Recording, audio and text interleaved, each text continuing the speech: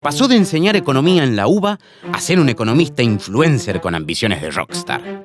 De asesorar empresarios a definirse como anarcocapitalista. Además del feminismo, sus adversarios son los falsos libertarios, los ateos, los chimenteros, el colectivismo y el lenguaje inclusivo. Una de sus principales metas políticas es eliminar al Banco Central para que la economía sea manejada por la mano invisible del mercado, la misma mano que, según él, modela su característico peinado salvaje. ¿Es suyo o es peluca? Es mío. La Libertad Avanza se convirtió en la tercera fuerza política de la ciudad de Buenos Aires a reunir el 13% de los votos en las últimas elecciones. ¿Cómo llegó Javier Milei a reunir 238.000 votos y cuáles son sus intereses? ¿Y qué shampoo usa? Todo esto lo vamos a hablar en este programa de Metacrisis.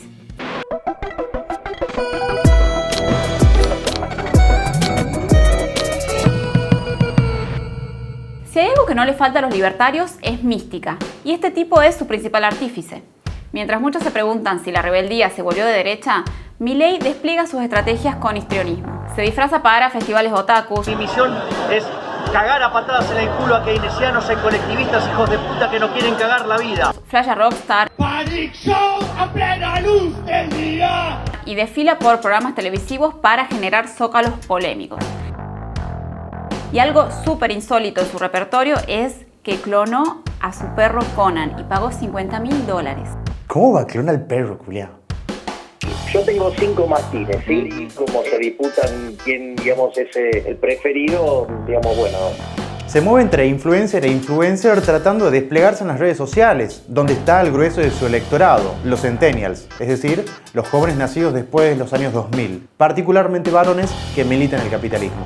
Él mismo es un producto del capitalismo. Sus frases célebres se volvieron leyendas de remeras, como por ejemplo: Estás muy flojito de datos, te faltan los papeles, estás flojito como todo Perón.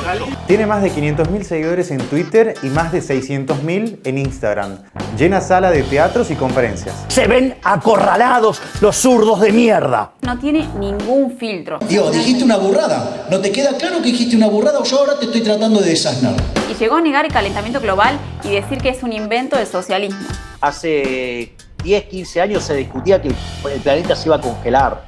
Ahora discuten que se calienta, o sea, dale, loco. Nada, es otra de las mentiras del socialismo. Ojo, con esto se ganó amigues latinoamericanos, como Eduardo Bolsonaro, el hijo del presidente de Brasil, y José Antonio Kast, candidato presidencial de la derecha chilena. También firmó una carta de apoyo a Vox, el partido ultranacionalista español. Y si hablamos de aliados internacionales, no podemos dejar de mencionar a las fundaciones que están detrás de los libertarios, que los están bancando, como la Fundación Atlas y la Fundación Libertad. Si no las conoces, te dejamos en la descripción de este video un programa de PDB para que sepas más de esto.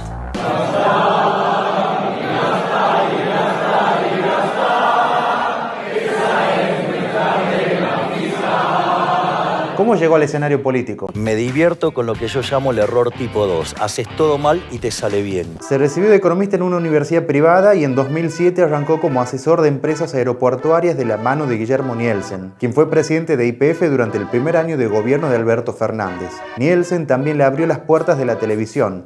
En 2015 se sentó en la mesa de Hora Clave, conducido por un decrépito Mariano Grondona, donde se presentó como economista de la Fundación Acordar, un espacio liberal creado y al poco tiempo abandonado por Daniel Scioli. ¿Le sacó la mano? Le sacó la mano a Daniel Scioli. Qué culia, lo que más a decir. Según él, Mauro Viale lo asesoró en sus comienzos en la televisión, diciéndole que en el primer minuto al aire tenés que dar una piña de knockout. En uno de sus libros, escritos en 2019, Milei afirmaba que nunca se iba a meter en política porque se lo iban a comer crudo. Un año después, se estaba presentando como candidato junto a José Luis Espert para ser diputado porteño. ¿En qué quedamos, Milei? ¿Te metes o no te metes? Dice que todos los políticos son falsos, que el único que se muestra tal cual es él. Pero si nos fijamos bien, en algunos momentos cuando él habla a las cámaras o posa para las fotos, suele mirar directamente al lente, con las cejas fruncidas y la cabeza ligeramente inclinada, justo como se enseña la técnica de dirección de cine de Stanley Kubrick. En las películas como El Resplandor, con el uso de la mirada, se muestra la evolución del personaje a la locura. ¿No será este recurso parte de la construcción de su personaje mediático? ¡Viva la libertad, carajo! Podríamos decir que sus principales compinches políticos son Gómez Centurión, Espert y López Murphy, de quienes aprovechó sus espacios partidarios para presentar algunos candidatos en algunos distritos. Desde las PASO también coquetea con referentes del macrismo, como Patricia Bullrich, pero digamos las cosas como son. Milei está a la derecha de esta derecha. Para la grabación. Antes de seguir, quería aclarar que si me ven un poco con los ojos achinados es porque tengo una luz acá que me está partiendo, porque estamos grabando todo de nuevo mi parte, porque el audio no salió, así que estamos en un estudio improvisado acá, viendo cómo hacemos, viendo cómo sale, así que bueno, sepan disculpar desde ya si me ven distinta.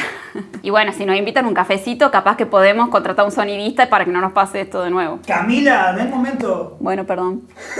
Si pasa, pasa.